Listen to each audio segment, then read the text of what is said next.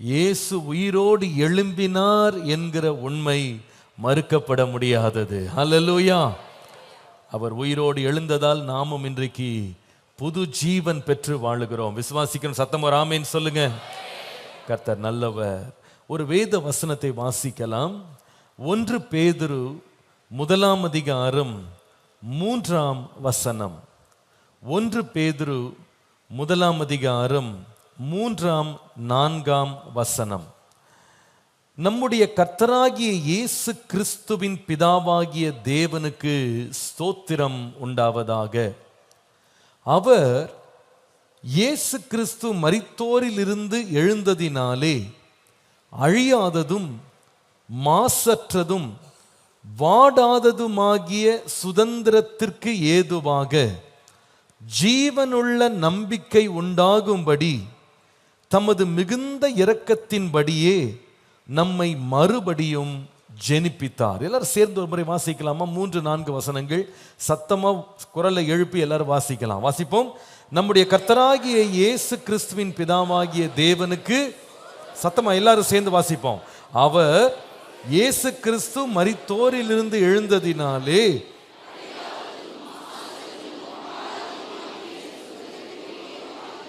ஜீவனுள்ள நம்பிக்கை உண்டாகும்படி தமது மிகுந்த இரக்கத்தின்படியே நம்மை மறுபடியும் ஜெனிப்பித்தார்.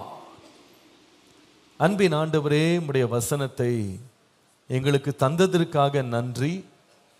இந்த வேத வாக்கியங்களிலிருந்து எங்களுக்கு நீர் இன்றை கற்றுத்தர விரும்புகிற சத்தியங்களை நாங்கள் அறிந்து விசுவாசத்தில் நிலைத்திருந்து நாங்கள் சத்தியத்தில் பலன் கொண்டு உம்முடைய ராஜ்யத்திற்கு எங்களை ஆயத்தப்படுத்திக் கொள்ள கிருபை தாரும்.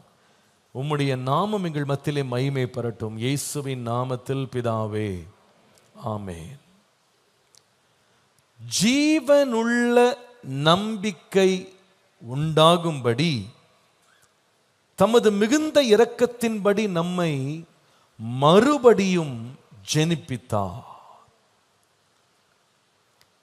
இயேசு மரித்தோரிலிருந்து எழுந்ததினாலே நமக்கு ஜீவனுள்ள நம்பிக்கை உண்டானது. பல ஆண்டுகளுக்கு முன்பாக என்னுடைய இளைய சகோதரன் மைக்கேல், பாஸ்டர் மைக்கேல், அவங்க பெங்களூர்ல இருக்கிறாங்க. அவர்கள் கல்லூரி படிக்கிற காலத்தில் அவங்களுக்கு காலேஜில் ஒரு ப்ராஜெக்ட் கொடுத்தாங்க. அந்த ப்ராஜெக்டுக்காக அவங்க சேலத்துக்கு பக்கத்தில் உள்ள ஒரு சின்ன கிராமத்தில் போய் 1 வாரம் தங்கி இருந்து சோஷியல் ஒர்க்கெல்லாம் பண்ணாங்க. அப்போ அங்கே அந்த கிராமத்துக்கு போகும்போது அவர்கள் அந்த கிராம மக்களோடு பேசும்போது அவர்களிடத்திலிருந்து அவங்க கேட்ட ஒரு காரியம் அவங்கள ரொம்ப அதிர்ச்சிக்குள்ளாக்கினது. அவங்க என்ன சொன்னாங்க அப்படின்னு கேட்டால், எங்கள் தம்பியும் அவங்க கிளாஸில் உள்ள ஸ்டூடெண்ட்ஸ்லாம் போகும்போது அவங்க கேட்டாங்களாம், சென்னையிலேருந்து வந்திருக்கிறீங்களே, நம்ம முதலமைச்சர் எம்ஜிஆர் எப்படி இருக்கிறாருன்னு கேட்டாங்களாம். அப்போது இவங்க சொன்னாங்களாம், எம்ஜிஆர் இறந்து எவ்வளோ வருஷம் ஆயிடுச்சுன்னா எல்லாரும் சண்டைக்கு வர ஆரம்பிச்சிட்டாங்களாம். என்னங்க சொல்கிறீங்க, அவர் எப்படிங்க சாவார்? 10 மாடியிலேருந்து குதிப்பாருங்க அவரெல்லாம் சாக மாட்டார். எவ்வளவோ சொல்கிறாங்களாம். இல்லைங்க, அவர் இறந்துட்டாரு அப்படின்னு சொன்னால், சும்மா பொய்யெல்லாம் சொல்லி நீங்கள் எங்கள் தலைவரை அவமானப்படுத்தாதீங்க அப்படின்னு கடைசி வரைக்கும் அந்த கிராம மக்கள் எம்ஜிஆர் இறந்துட்டாருன்னு அவங்க நம்பலையாம். அவன் சொல்லி எங்கள்கிட்ட ரொம்ப ஆச்சரியப்பட்டான், இப்படி கூட இருக்காங்களா அப்படின்னு சொல்லி. சில ஆண்டுகளுக்கு முன்பாக நம்முடைய பக்கத்து மாநிலம், அப்போ ஒரே ஆந்திராவாக இருந்துச்சு, ஆந்திரா தெலுங்கானா சேர்ந்து ஒரே மாநிலமாக இருந்தது. அதை முன்னாள் முதலமைச்சர் ஒருவர், YSR அப்படின்னு ஒருத்தர், ரொம்ப புகழ்பெற்ற ஒரு முதலமைச்சர் அங்கே அவர் ஆட்சியில் இருந்தார். அவர் ஒரு நாள் அலுவலக ரீதியாக அவர் ஒரு ஹெலிகாப்டரில் அவர் பயணம் பண்ணும்போது ஹெலிகாப்டர் கிராஷ் ஆகி அவர் அந்த விபத்திலே மரித்து போனார். செய்தித்தாளில் படித்தேன், அவர் இறந்து போனார் அப்படின்ற செய்தியை கேட்ட உடனே ஆந்திராவில் மட்டும் 122 பேர் மாரடைப்பு இறந்து போயிட்டாங்களாம். 122 பேர் டைட் ஆஃப் ஹார்ட் அட்டாக். வேறு அநேகர் அவர் மரண செய்தியை கேட்டு தூக்கிலிட்டு இறந்து போனாங்களாம். எனக்கு அதை படித்த பொழுது ஆச்சரியமாக இருந்தது. அங்க நடந்தது என்னன்னு கேட்டா, இவர் இறந்துட்டார் அப்படின்றத அவங்களால என்ன பண்ண முடியல, நம்ப முடியல, ஏற்றுக்கொள்ளவே முடியல. அவர் இறந்துட்டார்ன உடனே அவர்களுடைய வைத்திருந்த நம்பிக்கையெல்லாம் அற்று போயிடுச்சு. அவங்க வருகாலத்தை பற்றி வைத்திருந்த கனவுகள், அவர் நன்மை செய்வார் அப்படின்ற கனவுகள் எல்லாம் அற்று போய் வருங்காலத்தை பற்றிய நம்பிக்கை இழந்தவர்களா இறந்தே போயிட்டாங்க. நான் நினைக்கிறேன் நம்முடைய இரட்சகராகிய இயேசு கிறிஸ்து அவர் மரிப்பார் அப்படின்னு அவருடைய சீஷர்கள் கொஞ்சம் கூட நம்பல, அவங்க எதிர்பார்த்து வாழவே இல்லை. ஏனென்றால் இயேசு ஒரு சாதாரண மனிதனாக அவர் இந்த பூமியில சுற்றி திரியல. அவர் ஏதோ நம்ம சொன்ன பாருங்க, 2 முதலமைச்சர்களை போல ஏதோ ஒரு எலெக்ஷன்ல ஏதோ ஒரு வயசுல ஜெயித்து தோற்று ஜெயித்த ஒரு முதலமைச்சர் கிடையாது. அவருடைய வாழ்க்கை முழுவதுமே யாராலும் மறுக்க முடியாத மகா பெரிய அதிசய வள்ளலாக அவர் வாழ்ந்தார். அவருடைய பிறப்பை குறித்து வாசிக்கும் பொழுது, அவர் பிறந்த பொழுதே அவருடைய புகழ் உச்சாணி கிளையில் இருந்தது. தேவ தூதர்கள் மெய்ப்பர்களுக்கு தோன்றி, ஓசன்னா, உன்னதத்தில் தேவனுக்கு மகிமை, பூமியில் சமாதானம் என்று எல்லாரும் கேட்கும்படி முழக்கமாய் பாடினார்கள். இயேசு பிறந்ததை வரவேற்கும்படி கிழக்கிலிருந்து சாஸ்திரிகள் இயேசுவுக்கு விலையேற பெற்ற பொக்கிஷங்களை கொண்டு குழந்தையின் இடத்திலே கொடுத்து விட்டு போனார்கள். இயேசு பிறந்த செய்தியை ஏற்றுக்கொள்ள முடியாத ஏரோது ராஜா இயேசுவை கொலை செய்ய வேண்டும் என்று சொல்லி 2 வயதிற்குட்பட்ட அந்த பட்டணத்தில் இருந்த அத்தனை ஆண் பிள்ளைகளையும் கொன்று போட்டான். அப்போ அந்த நாட்டில் அந்த காலத்தில் இயேசு பிறந்தது என்பது தலைப்பு செய்தியாக இருந்திருக்கும். இந்த பிள்ளை எப்படிப்பட்டதோ தெரியலே, ராஜா குழந்தையை பார்த்து பயந்து அத்தனை பிள்ளைகளையும் கொன்று போட்டார்ன்றது யாராலையும் மறைக்க முடியாத ஒரு பெருஞ்செய்தியா இருந்திருக்கும். நீங்கள் யோவான் ஸ்நானகனை பற்றி படிக்கும் பொழுது, இந்த யோவான் ஸ்நானகன் இயேசுவுக்கு 30 வயதிலே ஞானஸ்நானம் கொடுக்கும்போது எத்தனையோ ஆயிரக்கணக்கான பேர் அவனிடத்தில் ஞானஸ்தானம் பெற்றாலும் இயேசு ஞானஸ்தானம் பெற்றது ரொம்ப வித்தியாசமா இருந்தது.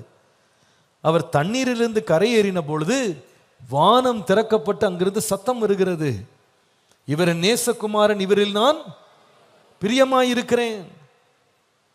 மேலே இருந்து பரிசுத்த ஆவியானவர் புறா வடிவில் இயேசுவின் மேல் அமருகிறார்.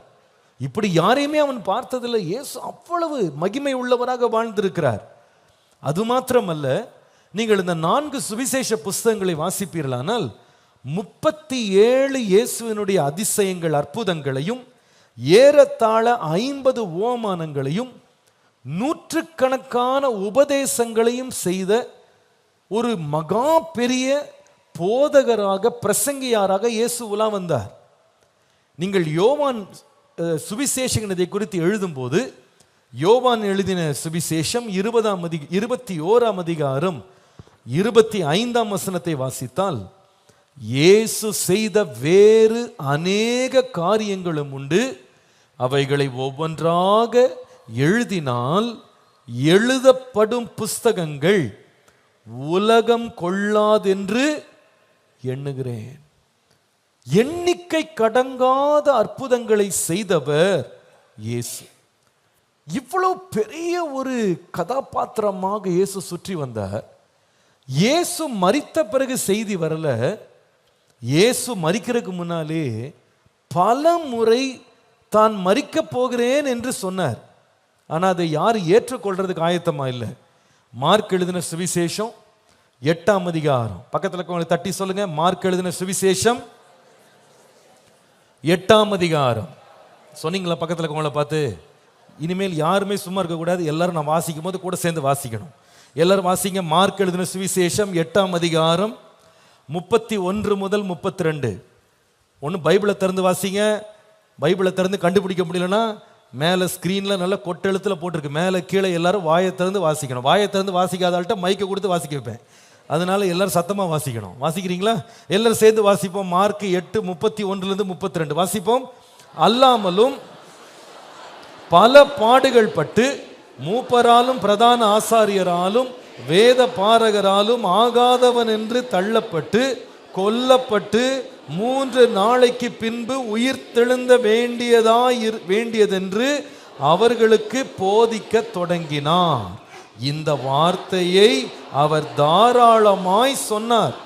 அப்பொழுது பேதுரு அவரை தனியே அழைத்து கொண்டு போய் அவரை கடிந்து கொள்ள, இயேசுவே சொல்றாரு, நான் சாக போறேன்பா, என்ன பிடிக்க போறாங்க, என்ன சிலுவையில் அறைய போறாங்க, நான் மரிக்க போகிறேன்னு சொன்னா பேதுருவால் அதை நம்ப முடியல, ஏற்றுக்கொள்ள முடியல. என்னங்க சொல்றீங்க? இவ்வளோ பெரியவரா, இவ்வளோ மகிமையா பிறந்து, இவ்வளோ மகிமையா இந்த உலகத்திற்குள்ளே வரவேற்கப்பட்டு, இவ்வளவு அற்புதங்கள் அடையாளங்கள் செய்து, இவ்வளவு பெரிய நிலையில நீங்க வாழ்ந்த நீங்க மரிக்க போறீங்களா? அது எங்களால் ஏற்றுக்கொள்ள முடியாதுன்னு இயேசுவை கடிந்து கொண்டானா. ஏன் அப்படின்னு சொன்னா 6 காரணம் சொல்லுவேன். முதலாவது இயேசுனுடைய அற்புதங்களை கண்ணாலே இவங்க பார்த்தாங்க. அவருடைய அதிசயங்கள்லாம் பிரமிக்கத்தக்கதாக இருந்தது. இரண்டாவது, அவர் பிசாசுகளை துரத்துகிற வல்லமை அவற்றை இருந்தது. பிசாசுகள் அவரை கண்டு நடுங்கினது. மூன்றாவது, மரித்தவர்களே அவர் உயிரோடு எழுப்பி இருக்கிறார். நான்காவது, இவர்கள் எல்லாரும் ஒரு நாள் மோசேயும் எலியாவும் மறுரூப மலையில இயேசுவோடு முகமுகமா பேசி கொண்டிருக்கிறத அவங்க கண்ணால பார்த்தாங்க. இவ்வளவு மகிமை உள்ளவர். இயேசு கெத்செமனே தோட்டத்தில் ஜெபம் பண்ணி கொண்டிருக்கிறார். வேதம் சொல்லுகிறது, ஒரு தேவ தூதன் இறங்கி வந்து இயேசுவை பலப்படுத்தினான்.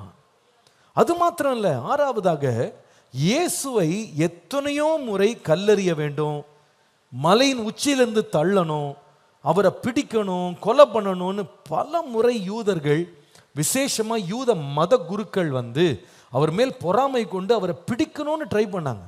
ஆனா ஒவ்வொரு முறையும் இயேசு அவர்கள் கைகளில் தப்பிச்சு போனார். அப்போ இந்த சீஷர்களுக்கு என்னன்னா, மகிமையா பிறந்தாரு, மகிமையா வாழ்ந்தாரு, பிசாசே அவரை கண்டு ஓடுது, மரணத்தை ஜெயித்திருக்கிறாரு, மரணத்தை எல்லாம் மரித்தவங்களை உயிரோடு எழுப்பினாரு, எத்தனை முறை பிடிக்க முயற்சி செஞ்சாலும் அவரை பிடிக்க முடியல, இவர் சாவாரா, இவர் மரிப்பாரா? ஆகவே இயேசு மரிக்க மாட்டார் என்று அவங்க நம்பினாங்க. கொஞ்சம் யோசித்து பாருங்க, 5 வருஷம் முதலமைச்சரா இருந்தவர் கொஞ்சம் படங்கள்ல நடிச்சு 10வது மாடியிலிருந்து உண்மையா குதிக்கல, அது சும்மா ஒரு காட்சியா காமிச்சாங்க. அதை பார்த்துட்டே ஒரு கூட்டம் அவர் சாக மாட்டாருன்னு நம்புமானா?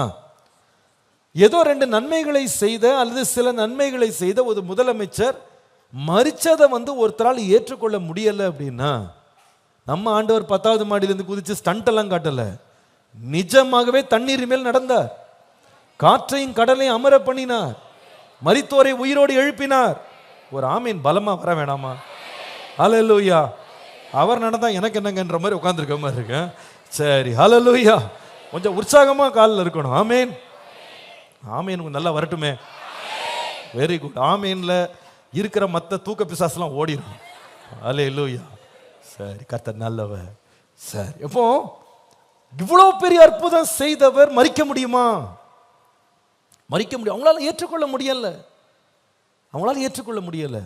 ஆனால் நடந்தது என்னன்னா, அவங்க கண்களுக்கு முன்பாகவே இயேசு ஒரு கோரமான விதத்துல, கொடுமையான விதத்துல சிலுவையில அறைந்து தொங்க விடப்பட்டு அவர் மரிக்கிறார். இதை பார்த்த உடனே அவங்களுக்கு இருந்த கொஞ்சம் நம்பிக்கை கூட முற்றுமற்று போனது. நல்லா கவனிங்க, இந்த நம்பிக்கை என்பது ரொம்ப முக்கியமானது. நம்பிக்கை என்பது ரொம்ப முக்கியமானது. நம்பிக்கையை மாத்திர ஒருத்தங்க இழந்துட்டாங்க அப்படின்னா பின்பு அவங்களுக்கு வருங்காலன்றதே இல்லை, அவங்களால தொடர்ந்து வாழ முடியாது. நான் நினைக்கிறேன் இந்த நம்பிக்கை தான் பாருங்க, வாழ்க்கையில் எத்தனை பிரச்சனைகள் வந்தா கூட, எவ்வளவு மோசமான சூழ்நிலைகள் வந்தா கூட தொடர்ந்து முன்னேறதுக்கு நமக்கு அது பலன் கொடுக்கிறது. நம்பிக்கை தான் பாருங்க, நம்ம அறியாத வருங்காலத்தை கூட நம்ம நம்பி முன்னால போறதுக்கு இந்த நம்பிக்கை தான் நமக்கு உதவி செய்யுது.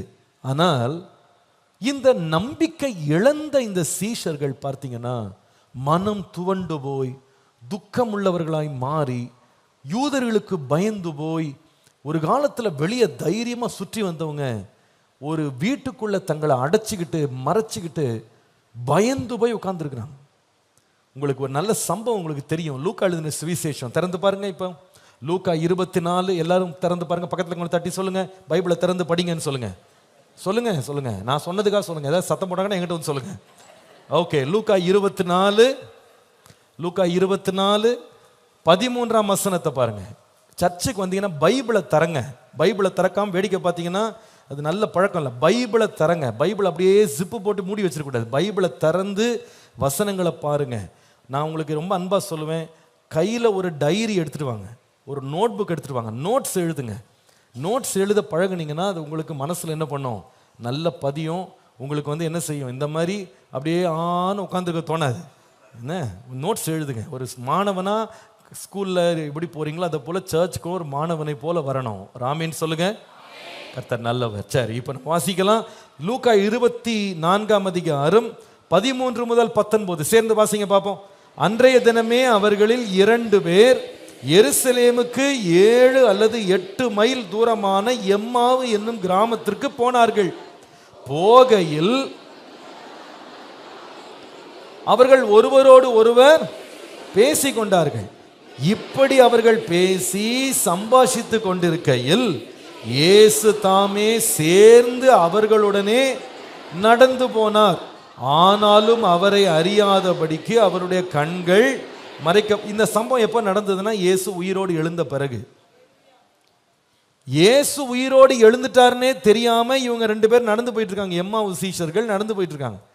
அப்போ இயேசு மரிச்சு போயிட்டாரேன்னு சொல்லி ரொம்ப துக்கத்தோடு நடந்து போகும்போது இயேசு வந்து ஒரு வழிப்போக்கனை போல கூடவே நடந்து வர்றார். வந்து ஏன்பா துக்கமா இருக்கிறீங்க அப்படின்னு அவர் கேட்கிறார். உடனே அவங்க சொல்றாங்க, நீங்க 17ஆம் வசனம் வாசிக்கலாம், வாசிங்க. அப்பொழுது அவர் அவர்களை நோக்கி, நீங்கள் துக்கமுகவர்களாய் நடந்து ஒருவருக்கொருவர் சொல்லிக் கொள்ளுகிற காரியங்கள் என்னவென்று கேட்டார். எல்லாரும் தயவுசெய்து வாயை திறந்து வாசிக்கிறீங்களா இல்லையா? யாரும் சும்மா இருக்க கூடாது, வாசிக்கணும். நான் வாசிக்கிறேன்ல, வாசிங்க, சேர்ந்து வாசிங்க.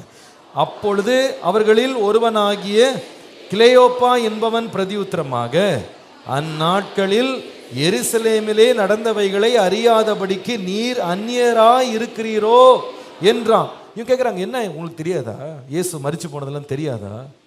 என்ன நாங்கள்லாம் துக்கமாக இருக்கிறோன்னா என்னமோ ஒன்றுமே தெரியாத மாதிரி கேட்குறீங்க. அப்போனா அந்த ஊரே என்ன இருக்கு, துக்கமுகமாக இருக்கு. எல்லா இடத்துலையும் இதுதான் நாங்கள் பேசுகிறோங்க. 5000 பேரை போஷித்தாரு, மரிச்சோரை உயிரோடு எழுப்பினாரு, எத்தனை வியாதியஸ்தரை சுகமாக்கினாரு, எத்தனையோ குஷ்டரோகிகளெல்லாம் தொட்டு சுகமாக்கினார், குருடர்கள் பார்வையடைந்தாங்க, செவிடர்கள் கேட்டாங்க, முடவர்கள் நடந்தாங்க. என்னங்க இதெல்லாம் ஊரில் நடந்த கதைங்க. இது என்ன உங்களுக்கு தெரியாதா? இவ்வளோ நல்ல மனுஷனை எங்கள் யூத மத தலைவர்கள் என்ன பண்ணிட்டாங்க, சிலுவையில் அரைஞ்சு கொண்டுட்டாங்க. இந்த விஷயமே தெரியாதா? துக்கமாக இல்லாமல் சந்தோஷமாக இருப்போம், எங்களுக்கு எவ்வளோ நன்மை அவர் செஞ்சிருக்கிறாரு அப்படின்னு இந்த சாமானிய மனிதர்களுக்குள்ள இதான் பேச்சா இருந்திருக்கு. இயேசு வழிப்போக்கனா இருக்கும்போது அவங்க கேட்குறாங்க, என்ன ஒன்றுமே தெரியாத மாதிரி பேசுறீங்க, இதென்ன மூளையில் நடந்த விஷயமா? இயேசுவை கொலை செய்தாங்க தெரியாதா? சிலுவையில் அறைந்து கொல்லப்பட்டார். அந்த தெரு வழியாக தான் அவர் சிலுவையை சுமந்துட்டு போயிருக்காரு. அப்போ எல்லாருக்குமே தெரியுது.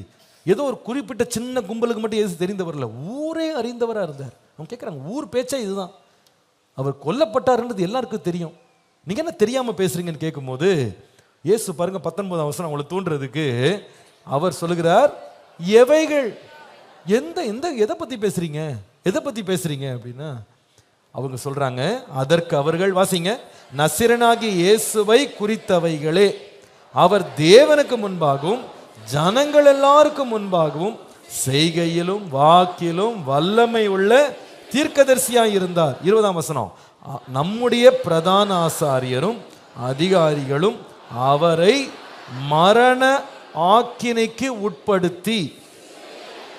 எவ்வளவு கிளியரா சொல்றாங்க பாருங்க. இன்னைக்கு நம்ம ஊர்ல சில பேர் எழும்பிட்டு இயேசு சாகவே இல்லையா, இயேசு வந்து சிலுவைக்கு போகவே இல்லையா, நேச்சுரலா மரிச்சாராம். நம்ம ஞானிகள்லாம் பேசுறாங்க இல்லை, அந்த ஞானி யாருன்னு உங்களுக்கு தெரியும், அது ஒரு பக்கம் இருக்கட்டும், விடுங்க. இன்னும் கூட ஞானமாக அவர் பேசுறாரு, இப்போ ரொம்ப பெரிய ஞானியா பேசுறாரு. அவர் சொல்றாரு, உயிர் தெழவே இல்லை, இயேசு என்ன பண்ணல, உயிர் தெழல. சரி, அந்த ஞானத்தை நம்ம என்ன சொல்லன்னு தெரியல, சரி விடுங்க. ஆனா அன்றைக்கு என்ன செய்திருக்கிறாங்க, எல்லாருமே இயேசு மரித்ததையும் சிலுவையில் அறையப்பட்டதையும் தெரியாதான்னு கேட்குறாங்க. எப்படி மரிச்சாருன்றதை கிளியரா வேதம் சொல்லுகிறபடியே அந்த காலத்தில் பேச்சு நடந்திருக்கு. இப்போ 21ஆம் வசனத்தில் அவங்க ஒரு வார்த்தையை சொல்றாங்க பாருங்க. இப்போ வாசித்து பாருங்க, வாசிங்க. அவரே இஸ்ரவேலை மீட்டு ரட்சிப்பவர் என்று நாங்கள் நம்பி இருந்தோம். போதும், நம்பி இருந்தோம். என்ன செய்தாங்களா, நம்பினாங்க. அப்போ இயேசு மேல எவ்வளவு நம்பிக்கை வச்சிருந்தாங்க தெரியுமா? இவரை மாதிரி ஒரு மனுஷனை எங்க வாழ்க்கையில் நாங்க பார்க்கல, இந்த மாதிரி ஒரு நல்லவர், இந்த மாதிரி ஒரு வல்லவர், இந்த மாதிரி மகிமை உள்ளவர்லாம் நாங்கள், இந்த மாதிரி ஒரு போதகரை நாங்கள் பார்த்ததே இல்லை, இவர் தான் இஸ்ரவேலை மீட்பார், இவர் தான் நம்மளெல்லாம் ரட்சிப்பார் அப்படின்னு ரொம்ப நம்பிக்கை வச்சுருந்தோம். நம்பிக்கையெல்லாம் உடைஞ்சு போச்சு. எங்கள் நம்பிக்கையெல்லாம் பாருங்க, இந்த நம்பிக்கை உடைஞ்சதுனால துக்கமாக நடந்து போகிறாங்க.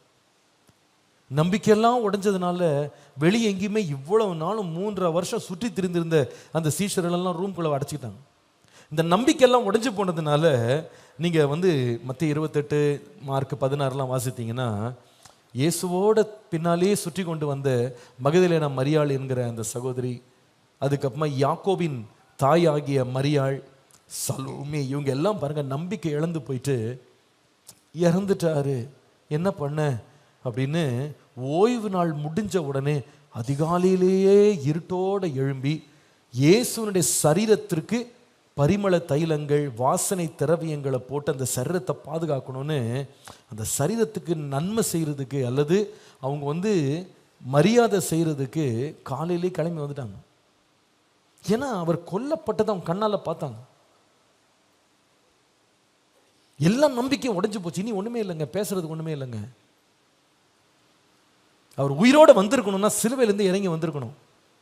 அவங்கெல்லாம் கூப்பிட்டாங்கல்ல, சவால் விட்டாங்கல்ல, நீர் தேவகுமாரனா இருந்தால் சிலுவை விட்டு இறங்கி வாங்கன்னு சொன்னாங்களே, இறங்கி வந்திருக்கணுங்க, வரலையே. அவரை கொன்னுட்டாங்க. அவருடைய விழாவில் ஈட்டியை வச்சு குத்துனா ரத்தமும் தண்ணீரும் பெருக்கெடுத்து வந்துச்சு, நாங்கள் பார்த்தோங்க. அவர் இறந்துட்டாரு.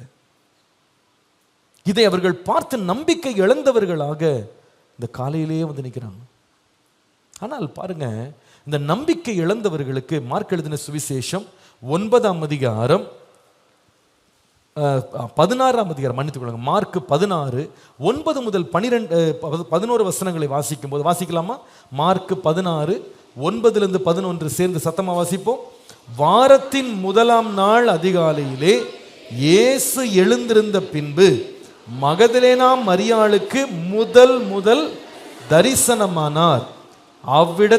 அவளிடத்திலிருந்து அவர் 7 பிசாசுகளை துரத்தி இருந்தார். அவள் புறப்பட்டு அவரோடே கூட இருந்தவர்கள் துக்கப்பட்டு அழுது கொண்டிருக்கையில் அவர்களிடத்தில் போய் அந்த செய்தியை, இப்ப 11ஆம் வசனம் எல்லாம் சத்தமா வாசிக்கலாம். அவர் உயிரோடு இருக்கிறார் என்றும் அவளுக்கு காணப்பட்டார் என்றும் அவர்கள் கேட்ட பொழுது நம்பல. ஏன் நம்பல? அவங்க நம்பிக்கையெல்லாம் என்ன ஆயிடுச்சு? முழுதும் உடைஞ்சு போச்சு. நாங்க ரொம்ப நம்பி இருந்தோங்க, அவர் இறந்துட்டாரு. இப்ப உயிரோடு இருக்கிறாருன்னு சொன்னா யாருமே என்ன செய்யலன்னா நம்பவே இல்லை. ஆனா அவங்க நம்பாத வேளையில தேவன் அவளுக்கு ஒரு ஜீவனுள்ள நம்பிக்கையை தந்தார். ஹல்லேலூயா. என்ன நம்பிக்கை? எப்படிங்க அந்த நம்பிக்கை துளிர் விட்டுச்சு அப்படின்னு கேட்டா, இயேசு உயிரோடு எழுந்ததாலே. ஹல்லேலூயா. நான் நிச்சயமா சொல்லுவேன், இந்த காலையில உங்க வாழ்க்கையில நம்பிக்கையே இல்லாத சில சூழ்நிலைகள் நம்ம வாழ்க்கையில எதிர்பார்ப்புகள் எல்லாமே நம்மை விட்டு கைவிட்டு நிற்கும் போது, தொடர்ந்து நம்பிக்கையில நம்மளை உறுதிப்படுத்துற ஒரு பெரிய சத்தியம் என்னன்னா, நான் ஆராதிக்கிற இயேசு மரித்து போகவில்லை, அவர் இன்றைக்கு உயிரோடு இருக்கிறார். கரங்களை தட்டி ஆண்டவருக்கு மகிமை செலுத்துவோம். ஹல்லேலூயா. இயேசு உயிரோடு எழுந்தவராக தன்னை பேதுருவுக்கும் மற்ற சீஷர்களுக்கும் அவர் வெளிப்படுத்தின போது நடந்த காரியம் என்னவென்றால், இந்த பேதுரு இப்ப எழுதுறாரு 1 பேதுரு 1:4, இயேசு கிறிஸ்து மரித்தோரிலிருந்து எழுந்ததினாலே அழியாததும் மாசற்றதும் வாடாததுமாகிய சுதந்திரத்துக்கு ஏதுவாக ஜீவனுள்ள நம்பிக்கை உண்டாகும்படி தமது மிகுந்த இரக்கத்தின்படியே நம்மை மறுபடியும், யார் இதை எழுதுறா சொல்லுங்க? யார் எழுதுறா? சத்தமா சொல்லுங்க. பேதுரு எழுதுறாரு. 1 பேதுரு தானே வாசிக்கணும். அப்ப யார் எழுதுனா? பேதுரு தான் எழுதுனார். சரி, இப்ப பேதுரு சொல்றாரு, இயேசு மரித்தோரிலிருந்து உயிரோடு எழுந்ததுனால நமக்கு என்ன வந்திருக்குன்னா ஜீவனுள்ள நம்பிக்கை வந்திருக்கு அப்படின்றார். பேதுரு சொல்றது சாதாரண காரியம் கிடையாது. ஏன் தெரியுமா? இந்த பேதுரு எப்படிப்பட்டவன்னு கேட்டா, இயேசுவை வந்து கைதெல்லாம் பண்ண மாட்டாங்கன்னு இவர் நம்பிட்டு உட்காந்துருந்தா, இவர் கண்ணுக்கு முன்னாடியே இயேசுவை கைது பண்ணிட்டு போறதை பார்த்த உடனே எல்லா சீஷரோடு சேர்ந்து ஓடி போயிட்டான். பின்பு வேதம் சொல்லுது, தூரத்தில் வர பின் சென்று போய் இயேசுவை வந்து நியாயாசனத்தில் வைத்து நியாயம் விசாரித்து கொண்டிருக்கும் போது வெளியில இருக்கிற சேவகர்களோடு உட்காந்து குளிர் காஞ்சிட்டு உட்காந்துருக்கான். அப்போ கூட அவனுக்கு என்ன நம்பிக்கைன்னா, இங்க இருந்து இயேசு தப்பிச்சிருவாரு, இயேசு தப்பிச்சிருவாரு. ஆனா இயேசு தப்பிக்கல. இயேசு கைது பண்ணப்பட்ட உடனே சபிச்சு சத்தியம் பண்ணவன் இவன். இதெல்லாம் அவன் பார்த்துட்டு அவர் மரிச்ச உடனே நம்பிக்கை இழந்து போய், நமக்கு ஃபியூச்சரே இல்லை, இவ்வளோ வருஷம் அவரை பின்பற்றி தகப்பனையும் தாயையும் படகையும் வலையையும் மீனையும் எல்லாத்தையும் விட்டுட்டு இவர் பின்னாடி வந்து ஏமாந்துட்டோமே, நம்பிக்கையெல்லாம் போயிடுச்சுன்னு உட்கார்ந்துருக்கும் போது உயிரோடு எழுந்த இயேசு அவனுக்கு தரிசனமானார். ஹல்லேலூயா. அவரை உயிரோடு அவன் திரும்ப பார்த்ததுனால தான் அவன் தன்னுடைய நிருபத்தில் எழுதுறான், இயேசு கிறிஸ்து உயிரோடு எழுந்ததுனால நான் இழந்து போன நம்பிக்கையை ஜீவனுள்ள நம்பிக்கையா கர்த்தருக்கு திரும்ப தந்தார். ஹல்லேலூயா. என்ன நம்பிக்கை அது? சத்தமா சொல்லுங்க, சத்தமா சொல்லுங்க. என்ன நம்பிக்கை? ஜீவனுள்ள நம்பிக்கை. நம்பிக்கை வேற, ஜீவனுள்ள நம்பிக்கை வேற. நம்பிக்கைனா நம்ம எல்லாருக்குமே நம்பிக்கை இருக்கு இல்லையா? நம்ம வந்து நம்ம வாழ்க்கையில் நிறைய நம்பிக்கைகளை வச்சுருக்கோம். நம்ம வருங்காலத்தை பற்றி, இது நடக்கும், அது கிடைக்கும், அது வரும், இது போகும் அப்படின்லாம் நிறைய நம்பிக்கை நம்ம வாழ்க்கையில் வச்சுருக்கிறோம் இல்லையா? அதை பற்றி இந்த பைபிள் பேசலை. ஏதோ நம்ம மனசில் வச்சுருக்க ஆசைகள் நடக்கும் நம்பிட்டு இருக்கிறத பற்றி வேதம் பேசாமல் ஜீவனுள்ள நம்பிக்கையை பற்றி பேசுது. இன்னொரு விதமாக சொன்னால், சாகாத நிரந்தரமான நிலைத்திருக்கிற நம்பிக்கை. சொல்லுங்க, நான் சொன்ன 3 வார்த்தை என்னது? சாகாத நிலைத்திருக்கிற நிரந்தரமான நம்பிக்கை. சொல்லுங்க, சாகாத நிரந்தரமான நிலைத்திருக்கிற நம்பிக்கை. அதான் ஆண்டவர் நமக்கு கொடுக்குற நம்பிக்கை. இது எதனால வந்ததுன்னா, இயேசு உயிரோடு எழுந்ததுனால. சொல்லுங்க, இயேசு உயிரோடு எழுந்த, அதனால தான் அந்த நம்பிக்கை நமக்கு இருக்கு. இந்த நம்பிக்கை வந்து ஜீவனுள்ள நம்பிக்கை. எல்லாரும் சொல்லுங்க, என்ன நம்பிக்கை? இந்த காலையில் ரொம்ப சுருக்கமாக உயிர்த்தெழுதலை ஏன் அப்போஸ்தலனாகிய பேதுரு ஜீவன் உள்ள நம்பிக்கை என்று சொல்லுகிறார்? இது சாகாத ஒரு நம்பிக்கை, இது மறையாத ஒரு நம்பிக்கை, இது நிரந்தரமான நம்பிக்கை, தொடருகிற ஒரு நம்பிக்கைங்க இது. இந்த நம்பிக்கை நம்மை விட்டு விலகாத ஒரு நம்பிக்கை. இது ஜீவன் உள்ளது என்று ஏன் சொல்லுகிறார்? ஏன் இது ஜீவனுள்ள நம்பிக்கையாக உயிர்த்தெழுதல் மாறினது? மற்ற எல்லா நம்பிக்கைகளும் உலகத்தில் உடையும் போது, நம்மினதெல்லாம் கைவிடும் போது, உயிர்த்தெழுதல் மாத்திரம் ஏங்க ஜீவனுள்ள நம்பிக்கை என்று இங்கே எழுதுறாரு அவரு. 3 காரணங்கள். நம்பர் 1 எழுதி கொள்ளுங்க. உயிர்த்தெழுதல் ஜீவனுள்ள நம்பிக்கையாக மாறினதற்கு காரணம் என்னவென்றால், இந்த ஜீவனுள்ள நம்பிக்கை சரித்திரத்தில் எழுதப்பட்டது அல்லது உறுதி செய்யப்பட்டது. எழுதுங்க, இந்த ஜீவனுள்ள நம்பிக்கை சரித்திரத்தில் உறுதி செய்யப்பட்டது. The living hope is attested in history. இந்த ஜீவனுள்ள நம்பிக்கை சரித்திரத்தில் உறுதி செய்யப்பட்டது. கர்த்தருடைய நாமத்திற்கு மகிமை உண்டாவதா.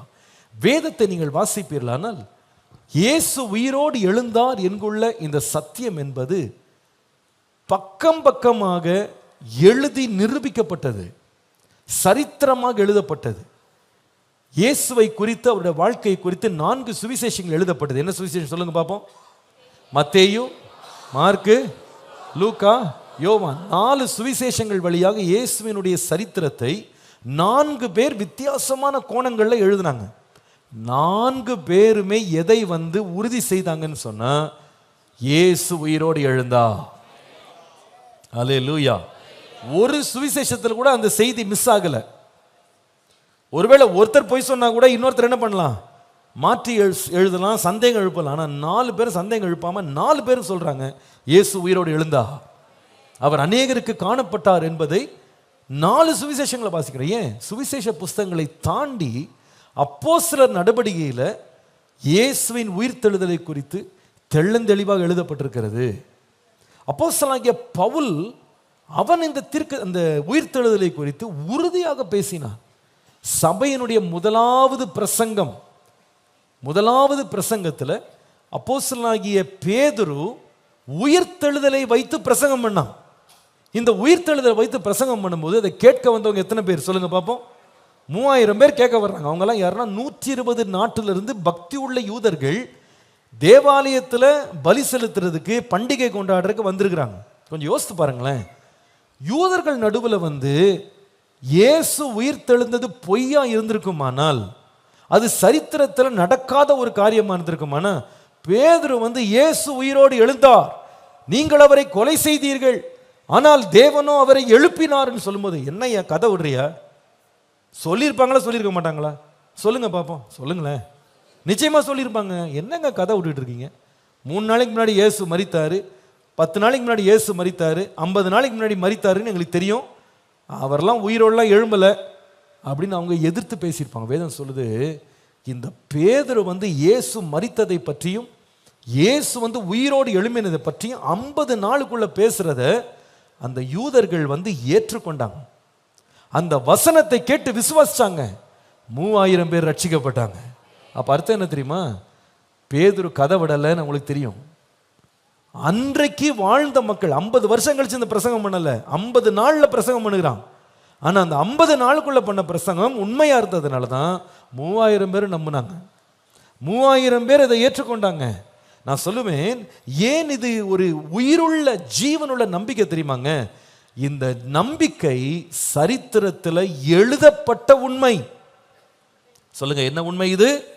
சரித்திரத்தில் எழுதப்பட்டது. ஏனென்றால் இதை குறித்து சீஷர்கள் ஆணித்தரமாக பிரசங்கம் பண்ணும்படி அவங்க எடுத்த டாபிக்கை ஒருத்தருமே எதிர்க்கல. It's a proof. It had a historical proof. ஏதோ பிந்தின நாட்களில் கதை எழுதினவங்க மாற்றி எழுதினாங்கலாம் சொல்றதுக்கு 50 வருஷம் கழிச்சு எழுதின கதை கிடையாது. அன்றைக்கு இந்த சம்பவங்களை பார்த்து கொண்டிருந்தவங்க நேரடியாக கண்ட ஒரு காரியம், நேரடியாக கண்ட. அன்னைக்கு உலகத்தில் நிறைய பேர் இயேசுலாம் உயிரோடு எழும்பலை, கிறிஸ்தவர்கள்லாம் பொய்யை நம்புறாங்க, அவங்க தான் பொய்யை நம்பிட்டு இருக்காங்க. அன்றைக்கு இருந்த அத்தனை பேரும் இயேசு உயிரோடு எழும்பினார் என்பதை அவங்க உறுதியாக உறுதிப்படுத்தினாங்க. ஒரு ஆமேன்னு சொல்லுங்க. சரி, அது எப்படி அவங்க நம்பினாங்க அப்படின்னா அவங்களுக்கு தெரியுங்க. இங்க பாருங்க, உதாரணமா இயேசு இன்றைக்கு வாழ்றாருன்னு வச்சுக்கலாம், 10 நாளைக்கு முன்னாடி இறந்து போயிட்டாரு, ஆனால் உயிரோடு எழுந்துட்டாருன்னு வச்சுக்கலாமே. இப்போ நான் பிரசங்கம் பண்ணுறேன் இன்னைக்கு, இயேசு உயிரோடு எழுந்து விட்டார் அப்படின்னா அது உண்மையாக இருந்தால் நீங்கள் நம்புவீங்க. பொய்யா இருக்குன்னு வச்சுடுங்களேன், பிரசங்கம் முடிகிறதுக்குள்ளே நீங்கள் இழுத்துட்டு போயிடுவீங்க. என்ன என் கதை விடுறியா? அங்கே வா, அடக்கம் பண்ணதை பாரு, ஏசு அங்கே தான் இருக்கிறாரு, எங்கே உயிரோடு எழுப்பினாருன்னு சொல்கிறேன். அப்போ அவங்களால அன்றைக்கி என்ன செய்ய முடியலன்னா, இயேசுவின் சரீரத்தை யாருமே ப்ரொடியூஸ் பண்ண முடியலை. அரசாங்கம் அவங்களை நிறுத்த முடியலை. இந்த செய்தியை பரப்பாதீங்கன்னு சொல்லி அவங்கள அடைக்க முடியலை. ஏன் தெரியுமா? அவங்களுக்கு தெரியும், நாங்கள் சீல் போட்டு மடைச்சி வச்சுருந்தோம் இந்த கல்லறையை, ஆனால் கல்லறை திறக்கப்பட்டது, இயேசு உயிரோடு எழும்பி போயிட்டாரு, உள்ள சரீரம் இல்லைன்றதை என்ன பண்ணாங்க? அவங்க ஏற்றுக்கொண்டாங்க. ஒரு எம்டி டூம்பை பார்க்கும்போது சரித்திரத்தை அவர்களால் ஏற்றுக்கொள்ளாமல் இருக்க முடியல. It was a solid proof. நான் சொல்லுவேன், நம்முடைய நம்பிக்கை என்ன நம்பிக்கை தெரியுமாங்க? உயிர்த்தெழுதலின் நம்பிக்கை என்ன நம்பிக்கை தெரியுமா? ஜீவனுள்ள நம்பிக்கைங்க. சத்தமாக சொல்லுங்க, என்ன நம்பிக்கை அது? ஜீவன். ஏன் தெரியுமா? அது சரித்திரத்தில் எழுதப்பட்டது, சரித்திரத்தில் நடந்த உண்மை. இது கட்டுக்கதை கிடையாது, சரித்திரத்தில் நடந்த உண்மை. சரி, இந்த காலியான ஒரு கல்லறை, இந்த சீஷருடைய ஆணித்தரமான பிரசங்கங்கள், இது மாத்திரம் அடையாளம் கிடையாது சரித்திரத்தை நடந்துச்சுன்னு சொல்லி. இந்த இயேசுவின் உயிர்த்தெழுதல் ஏன் ஜீவனுள்ள ஒரு நம்பிக்கை என்று சொன்னால், ரெண்டாவது நான் சொல்லுவேன், இந்த சீஷர்கள் வாழ்க்கையில் இந்த உயிர்த்தெழுதல் தான் மிகப்பெரிய மாற்றத்தை கொண்டு வந்தது. எல்லாம் திரும்ப சொல்லுங்க, இந்த உயிர்த்தெழுதல் சீஷருடைய வாழ்க்கையில் என்ன கொண்டு வந்தது? மிகப்பெரிய மாற்றத்தை கொண்டு வந்தது. பாருங்க, இயேசு மரித்தாருன்னு அத்தனை பேரும் போய் ரூம்ல போய் அடைஞ்சு உட்காந்துட்டான். ரூமுக்குள்ள பயந்து யூதர்களுக்கு ஒளிஞ்சு கிடந்தவனை நடுரோட்டு கொண்டு வந்து இயேசு உயிரோடு இருக்கிறாருன்னு அறிவிக்க பண்றதுக்கு தைரியம் கொடுத்தது என்னன்னு கேட்டா இயேசுவின் உயிர்த்தெழுதல். ஹல்லேலூயா. கொஞ்சம் யோசித்து பாருங்க, இயேசு உயிரோடு எழும்பல, அவர் செத்து தான் இருக்கிறாரு, அவர் உயிரோடு எழும்பலனா யாருக்குங்க பேசுறதுக்கு தைரியம் வரும்? சரி, அவன் பேசுறது ஏதோ லாபத்துக்குன்னு பேசுறானே வச்சுக்கலாம். ஆனா இங்க பேச ஆரம்பிச்சான், யூத மார்க்கத்தார் என்ன பண்ண அடிச்சு உதைக்கிறாங்க, சில பேரை கல்லெறிஞ்சு கொண்டு போடுறாங்க. அப்போ கூட யாராவது ஒரு மனுஷன் நடக்காத ஒரு பொய்யை வந்து சொல்றதுக்கு சாகருக்கு துணிமானங்க? துணிமானா? துணிய மாட்டான். பொய்ய ஒருத்தன் பேசும்போது அவனுக்கு பிரச்சனை வருது அப்படின்னா 2 அடி விழுந்தோடனே, ஐயா சாமியை விட்டுருங்க, ஏதோ தெரியாம பேசிவிட்டேன், ஏதோ காசு கொடுக்குறாங்கன்னு பேசிட்டேன், கொன்னெல்லாம் போட்டுறாதீங்க அப்படின்னு சொல்லுவான். ஆனா அவங்க என்ன சொன்னாங்க தெரியுமா? நீ கொன்னா கூட பரவாயில்ல, நாங்க பேசுறதை நிறுத்த மாட்டோம் நாங்க. ஏன் தெரியுமா? அவங்க கண்ணால பார்த்தாங்க இயேசு உயிரோடு எழும்பினா. அந்த சீஷர்கள் பயந்து போனவர்களோட வாழ்க்கையே மாறினது. அது உறுதியாய் சொல்லுகிறது இயேசு உயிரோடு எழும்பினார். மூன்றாவது, எப்படி இயேசு உயிரோடு எழும்பினார் என்பதை உறுதியாக சரித்திரத்தில் சொல்ல முடியும். 1 கொரிந்தியர் 15ஆம் அதிகாரம், 1 கொரிந்தியர் 15ஆம் அதிகாரம் 3 முதல் 8 வசனங்கள் எல்லாரும் சேர்ந்து வாசிக்கலாமா? ரெடி ஆயிட்டீங்களா? பக்கத்தில் தட்டி சொல்லுங்க, எல்லாம் சேர்ந்து வாசிப்போம் சொல்லுங்க. வெரி குட், சேர்ந்து வாசிப்போம். நான் அடைந்ததும், சரி மேல ஸ்கிரீனை பார்த்தே வாசிங்க, வாசிங்க. நான் அடைந்ததும் உங்களுக்கு பிரதானமாய் ஒப்புவித்ததும் என்னவென்றால், கிறிஸ்துவானவர் வேத வாக்கியங்களின்படி நம்முடைய பாவங்களுக்காக மரித்து அடக்கம் பண்ணப்பட்டு வேத வாக்கியங்களின்படி 3ஆம் நாளில் உயிர்த்தெழுந்து கேபாவுக்கும் பின்பு 12 தரிசனமானார். அதன் பின்பு அவர் 500 பேருக்கு அதிகமான சகோதரருக்கும் ஒரே வேளையில் தரிசனமானார். அவர்களில் அநேகர் இந்நாள் வரைக்கும் இருக்கிறார்கள், சிலர் மாத்திரம் நித்திரை அடைந்தாங்கன்னா இறந்துட்டாங்கன்னு அர்த்தம். நித்திரை அடைந்தாங்க, இறந்துட்டாங்க, பார்த்தவங்க இறந்துட்டாங்க. 7ஆம் வசனத்துல பின்பு யாக்கோபுக்கும் அதன் பின்பு அப்போஸ்தலர் எல்லாருக்கும் தரிசனம் பண்ணார். இப்ப 8ஆம் வசனம் தான் சூப்பர். அதுல வந்து பாருங்க, எல்லாருக்கும் பின்பு அகால பிறவி போன்ற எனக்கும். இதை யார் சொன்னா தெரியுமா? இயேசுவின் நாமத்தை அழிக்காம விட மாட்டேன்னு ஒருத்தன் எழும்பி வந்தான். அவர் சபையை சீரழிக்காம விட மாட்டேன்னு யூதர்கள்ட்ட அவன் வந்து எல்லா ஆதரவும் கிடைக்குது, காசு, அவனுக்கு ஆட்கள், கடிதங்கள், அதிகாரம் எல்லாம் கிடைக்குதுங்க. இதை வச்சுட்டு ஒருத்தர் எப்படி வியாபாரம் பண்ணியிருக்கலாம்? இப்படி எல்லாத்தையும் வாங்கிட்டு ஸ்திரீகளையும் புருஷரையும் கொண்டு போய் காவல் அடைச்சு சில பேரை கொலை செய்து சில பேரை இயேசுவை குறித்து தேவ தூஷணம் சொல்லும்படி கட்டாயப்படுத்தின ஒரு மனுஷன் சொல்றான், ஏங்க நான் இந்த இயேசு விரோதமாக தாங்க ரொம்ப நாளாக வேலை செஞ்சிட்டு இருந்தேன், அதுக்கு எனக்கு அவ்வளோ சப்போர்ட் யூதர்கள் மத்தியில் கிடைச்சிது. ஆனால் ஒரு நாள் இந்த இயேசு சீஷர்களுக்கும் மேலும் 500 பேருக்கு அதிகமானவர்களுக்கு தரிசனமானது மாத்திரம் இல்லை, எனக்கே தரிசனமானாருங்க. ஒரு ஆமீன் சொல்லக்கூடாதா? எனக்கு தரிசனமானாருங்க.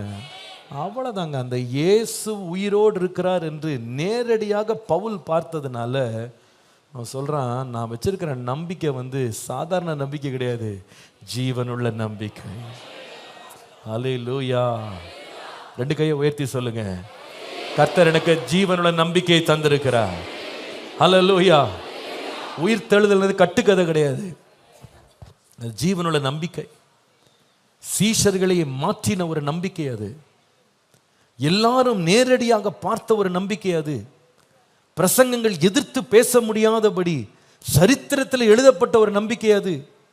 எதிரியாய் நின்ற பவுலையே இயேசு உயிரோடு இருக்கிறார் என்று நிரூபிக்க பண்ணின ஒரு உயிருள்ள நம்பிக்கை நம்முடைய நம்பிக்கை. ஹல்லேலூயா.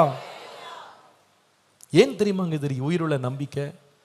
இன்றைய காலையில் நீங்க தைரியமா சொல்லலாம், இயேசு உயிர் தெழுந்தார் என்பது சரித்திரத்தில் உறுதி செய்யப்பட்டது. சொல்லுங்க, சரித்திரத்தில் உறுதி செய்யப்பட்டது. அதை யாரும் எதிர்க்க முடியலங்க.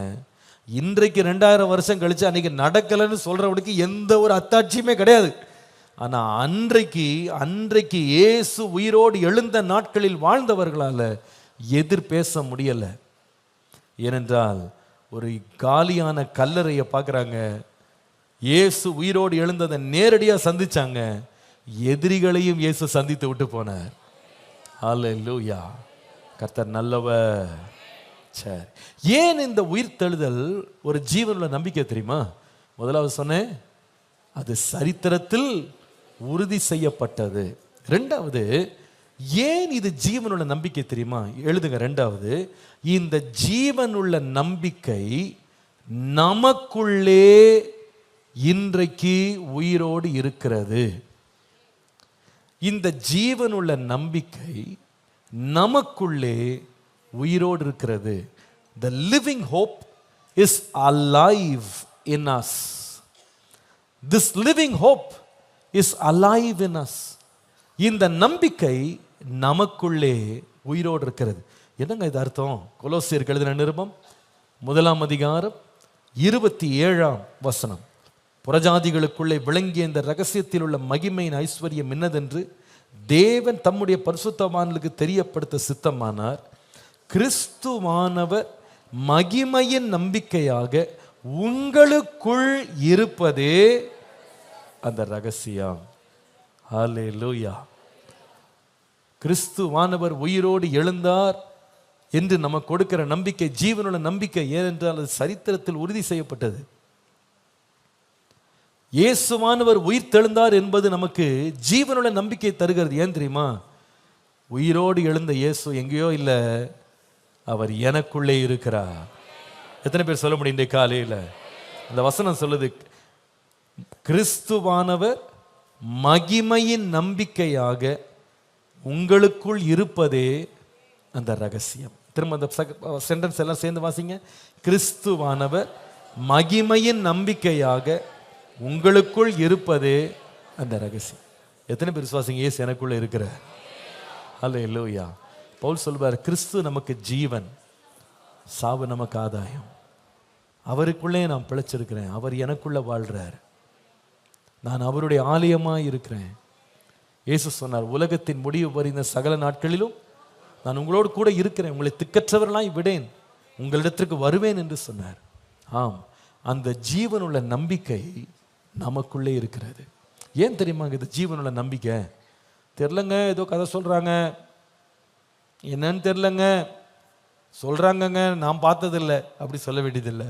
தைரியமா சொல்லலாம், அந்த தேவன் எனக்குள்ளே இருக்கிறார், எனக்குள்ளே இருக்கிறவர் பெரியவர். எத்தனை பேர் சொல்வீங்க இந்த காலில்? எனக்குள்ளே அவர் இருக்கிறார். ஹல்லேலூயா, ஹல்லேலூயா. எனக்குள்ளே இருக்கின்ற என் இயேசு என்றும் பெரியவரே, எனக்குள்ளே இருக்கின்ற நான் அறியாததும் எனக்கு எட்டாததுமான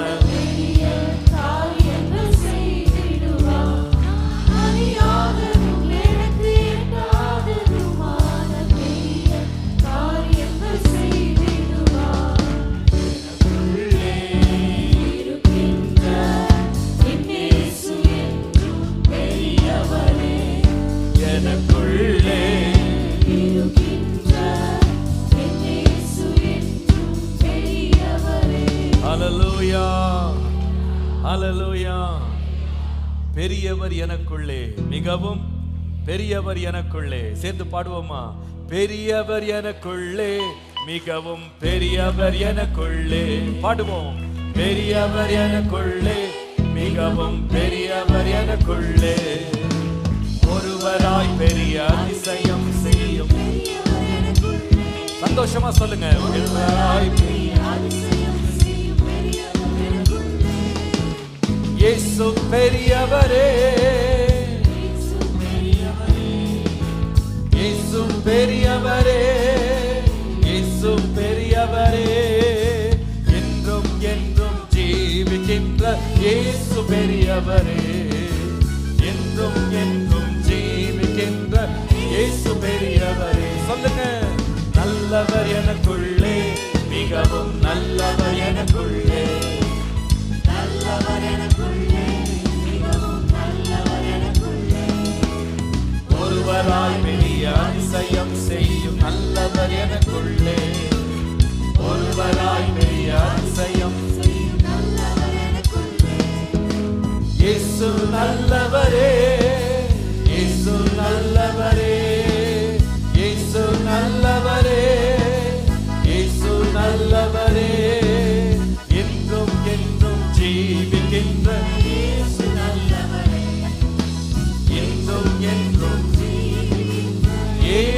நல்லவரே. ஹல்லேலூயா. அவர் இன்றைக்கு ஜீவிக்கிறார். ஏங்க இது ஒரு ஜீவனுள்ள நம்பிக்கை. இந்த நம்பிக்கை எனக்குள்ளே வாசம் செய்கிறார். ஹல்லேலூயா. அவர் எனக்குள்ளே வாசம் செய்கிறார். என்னை அவருடைய ஆலயமாய் மாற்றி இருக்கிறார். எனக்குள்ள அவர் இருக்கிறார். ஹல்லேலூயா. உலகத்தில் இருக்கிறவனை பார்க்கிலும் நமக்குள்ளே இருக்கிறவர் பெரியவர். ஹல்லேலூயா. எனக்குள்ள இருக்கிறாரு, எனக்குள்ள இருக்கிறாரு. அதாங்க அது ஜீவனுள்ள நம்பிக்கை. It's a living hope. இயேசு மரிச்சவர்ல, அவர் உயிரோடு எனக்குள்ளே வாசம் பண்ணுகிறார். அவர் என்னோடு கூட இருக்கிறார். எப்படி தெரியுமா இந்த சீஷர்களால் இயேசு தங்களோடு இருக்கிறார் என்றதை அவங்க நிரூபிக்க முடிஞ்சது? ஏனென்றா இயேசு ஒரு காலம் அவங்களோட சுற்றி திரிஞ்ச போது இவங்ககிட்ட சின்ன சின்ன அற்புதங்கள் செய்ய சொன்னா கூட அவங்களால வந்து செய்ய முடியல. ஒரு பிசாசை துரத்த சொன்னா அவங்களால முடியல. எங்களுக்கு விசுவாசம் இல்லைன்னு சொல்லிட்டாங்க. ஆனா வேதம் சொல்லுது, இயேசு மரித்து உயிரோடு எழுந்த பிறகு இந்த சீஷர்களோடு அவர் இருந்து அவர் கிரியை செய்தார். இந்த ஜனங்க பார்த்தாங்க, ஜனங்க சாதாரண மனுஷன், இவெல்லாம் ஒரு காலம் மீன் பிடிக்கிறவன், இவன் நிழல் பட்டு ஜனங்கள் சுகமாகறாங்க. 40 வருஷம் பிறவி முதல் முடவனா ஒருத்தன் பிச்சை எடுத்துக்கிட்டு இருக்கான். நசரனாகி இயேசுவின் நாமத்தினாலே நடன்னு சொன்ன உடனே எழுந்து குதித்து நின்று நடக்கிறான். அப்போ அவங்களுக்கு புரியுது, இவர்களுக்குள்ள ஒருவர் உயிரோடு இருக்கிறார். ஹல்லேலூயா. அவர் உயிருள்ள தேவன். இந்த நம்பிக்கை உயிருள்ள நம்பிக்கை.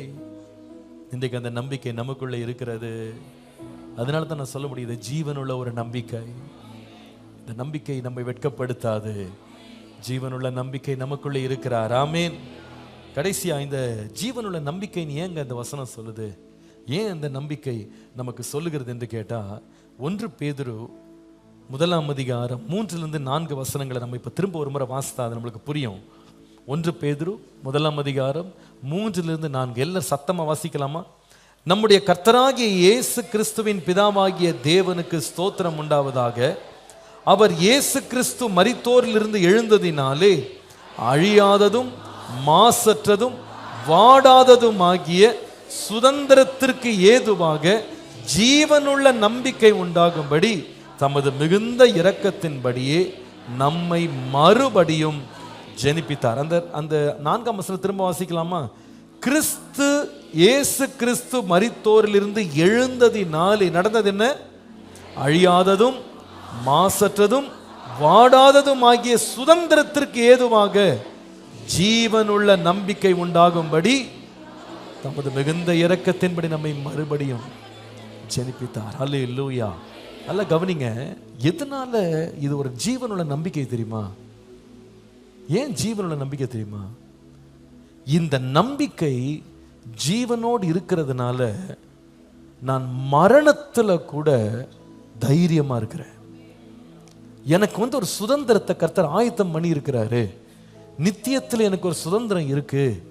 இந்த ஜீவனுள்ள நம்பிக்கையா இருக்கிறதுனால இந்த சுதந்திரம் எப்படிப்பட்டதுன்னா, அழியாத சுதந்திரம், மாசற்ற சுதந்திரம், வாடாததாகிய சுதந்திரத்துக்கு ஏதுவாக இந்த ஜீவ நம்பிக்கை, ஜீவனுள்ள நம்பிக்கை உண்டாயிருக்கிறது. நம்மை மறுபடி ஜனிப்பித்திருக்கிறது, நம்மை மாற்றி இருக்கிறது.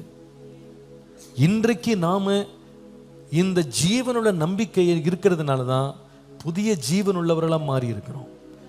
எத்தனை பேர் சொல்ல முடியும், நான் இயேசுவை ஏற்றுக்கொண்ட பிறகு ஒரு புதிய வாழ்க்கைக்குள்ள வந்திருக்கிறேன்னு சொல்றவங்க ஒரு ஆமேன்னு சொல்லுங்க. ஹல்லேலூயா. இயேசுவை ஏற்றுக்கொண்டு எந்த மாத்திரமே இல்லைன்னு சொல்றவங்க ஒழுங்கா ஏற்றுக்கொள்ளன்னு அர்த்தம். அந்த நம்பிக்கைக்குள்ளே நீங்க வரல. வேதம் சொல்லுது, ஒருவன் கிறிஸ்துவுக்குள்ளே இருந்தால் புது சிருஷ்டியா இருக்கிறான், பழையவைகள் எல்லாம் ஒளிந்து போயின, எல்லாம் போய் தான். இயேசு உயிரோடு எழுந்ததுனால, மரணம் அவரை மேற்கொள்ள முடியாததுனால, பழைய காரியங்கள் எல்லாம் ஒளிந்து போனதுனால, அதை விசுவாசிக்கிற எனக்கும் என் பழைய வாழ்க்கையெல்லாம் ஒளிந்து போய் புதிய ஜீவனுள்ளவனாய் நடக்க கர்த்தர் எனக்கு கிருபை தந்திருக்கிறார். நல்லா கவனிங்க, இந்த உலகத்தில் மாத்திரம் புதிய ஜீவன் கிடையாது. இயேசு சொன்னார், என்னை விசுவாசிக்கிறவன் மரித்தாலும் பிழைப்பான். எப்படிங்க அந்த நம்பிக்கை வருது? அப்போஸ்தலன் பவுல் சொல்றாரு, உயிர்த்தெழுதல் மாத்திரம் ஒன்று இல்லைன்னா கிறிஸ்தவமே கிடையாது. உயிர்த்தெழுதல் இல்லை அப்படின்னா நமக்கு மரணத்தில் நம்பிக்கை கிடையாது. we have no hope in death. இயேசு மாத்திரம் உயிர்த்தெழலை அப்படின்னா நம்ம உயிர்த்தெழுவோம் நம்பிக்கை கிடையாது. அதான் உண்மை. ஆனால் நம்முடைய இயேசு யார் என்றால், மரித்தது மாத்திரம் அல்ல, உயிரோடு எழுந்தவர்களில் முதல் பலனாக அவர் மாறினார். நமக்கு முன்னாடி உயிரோடு எழுந்தவர் சொன்னார், இங்கே பாருங்க, நான் மரித்தேன், சதா காலங்களும் உயிரோடு இருக்கிறேன். என்ன விசுவாசிச்சின்னா நீனும் மரிச்சா உயிரோடு எழும்புவாய். பவுல் இந்த தைரியத்தை கொண்டிருந்தார். சொல்றாரு, அஞ்ஞானிகளைப் போல, அறியாதவர்களைப் போல, நம்பிக்கையற்றவர்களைப் போல நீங்க துக்கம் கொண்டாடாதீங்க. ஏனென்றா நாம் மரிக்கும் போது கிறிஸ்துவுக்குள்ள மரிப்போமானால் எக்காலம் தொனிக்கும் போது நாம உயிரோடு எழும்புவோம். ஹல்லேலூயா. அதனால பயப்படாதீங்கன்னு சொன்னார், தைரியமா இருங்கன்னு சொன்னார். இந்த நம்பிக்கை நமக்கு என்ன கொடுக்குதுன்னா, இந்த ஜீவனுள்ள நம்பிக்கை மரணமே வந்தா கூட நமக்கு அஸ்திபாரமாக, நங்கூரமாக நம்மை நிற்க வைக்குது. இது வாடாத ஒரு சுதந்திரத்துக்கு நேராக, மாசற்ற சுதந்திரத்துக்கு நேராக, அழியாத சுதந்திரத்துக்கு நம்மை ஆயத்தப்படுத்துதுங்க. அதாங்க இது ஜீவனுள்ள நம்பிக்கை. அதான் ஜீவனுள்ள நம்பிக்கை. என் தேவனோடு என்றென்று நான் பிழைத்திருப்பேன். Because he lives. அவர் உயிரோடு இருக்கிறதுனால நான் அழிய மாட்டேன், நான் அழிய மாட்டேன், நான் என்றென்றும் ஜீவித்திருப்பேன், என்றென்றும் ஜீவித்திருப்பேன். அதனால தான் நாங்கள் அந்த ஸ்தேவான் அன்றைக்கு அவன் பிரசங்கம் பண்ணும்போதே அவன் மேலே ரொம்ப எரிச்சல் கொண்டு பல்ல கடிச்சு கல்லெடுத்து தூக்கி எரியும் போது அவன் கலங்கவே இல்லை.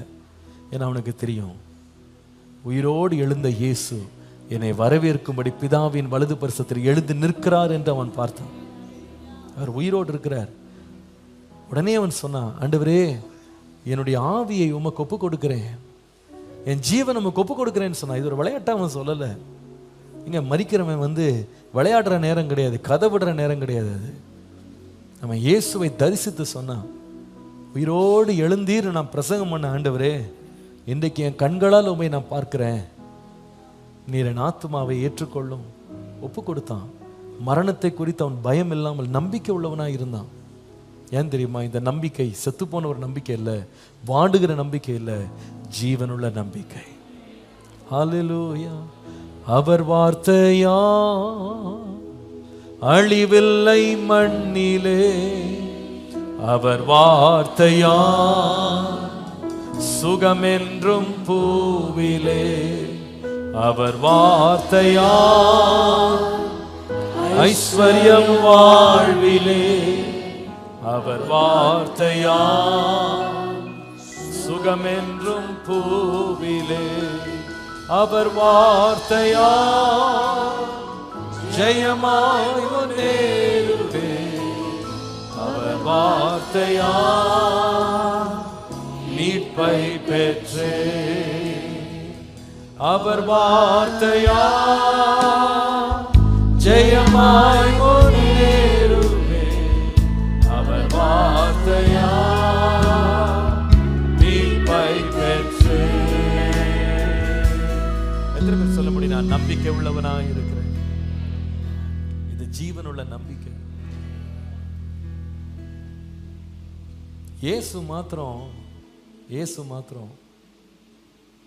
அவர் சிலுவையில் போய் பாடுபட்டு மரிச்சிட்டு கல்லறையிலே இருந்திருப்பாரானா, இந்த சீஷர்களுக்கு போய் சொல்ற சுவிசேஷனே ஒண்ணுமே கிடையாது. ஏன் தெரியுமா? இயேசு உயிரோடு இருக்கும்போது சொன்னாரு, நான் கொல்லப்படுவேன், நான் 3ஆம் நாள்ல உயிரோடு எழும்புவேன்னு சொன்னார். இந்த தேவாலயத்தை இடித்து போடுங்க, 3 நாள்ல மீண்டும் நான் கட்டுவேனார். தன்னுடைய வாழ்க்கையை பற்றி சொன்னார். யோனா மீனின் வயிற்றிலே 3 நாள் இருந்தது போல மனுஷகுமாரனும் பூமியின் தாழ்விடங்கள்ல 3 நாள் இருப்பார். ஆனால் அவர் 3ஆம் நாள் உயிரோடு எழும்புவார். இதை வேற யாரும் சொல்லல, இயேசுவே சொன்னார். அப்ப யோசித்து பாருங்க, இயேசு செய்த பிரசங்களை இவங்க எல்லாம் கேட்டுட்டே இருக்காங்க. ஆனா இவர் சொன்ன வார்த்தை நடைபெறாம இருந்திருந்தா அவரை யாருன்னு சொல்லியிருப்பாங்கன்னா, ஏமாற்றுக்காரன், ஒரு ஃப்ராடுங்க, எழும்பேன்னு சொல்லி என்ன பண்ணிட்டான், ஏமாத்திட்டு போயிட்டான். இதை போய் யார்ட்டங்க சொல்றது? யார்ட்டையும் சொல்ல முடியாது. நம்ம வேலையை பார்க்க போவோம்னு எல்லாம் போயிருப்பாங்க. ஆனால் ஒரு நாள் பார்த்தாங்க, நாங்கள் நம்பிக்கையெல்லாம் உடஞ்சு போச்சுன்னு நினச்சோம் அவர் இறந்த உடனே. ஆனால் வந்து நிற்கிறாரு, பூட்டப்பட்ட அறைக்குள்ள வந்து சமாதானம்னு சொல்றாருங்க. என் கூட இருக்கிறவன் நம்பலை. நான் பார்த்தா தான் நம்புவேன். அவர் கைக்குள்ள நான் விரலை விட்டு பார்க்கணும், அவர் விழாவை நான் விட்டு கையை விட்டு பார்க்கணும். ஏசு வர்றாரு. என்னப்பா சந்தேகமா உனக்கு? வா, என் காயங்கள் அவன் கையை வச்சுப்பார், என் விழாவில் கையை வச்சுப்பார்.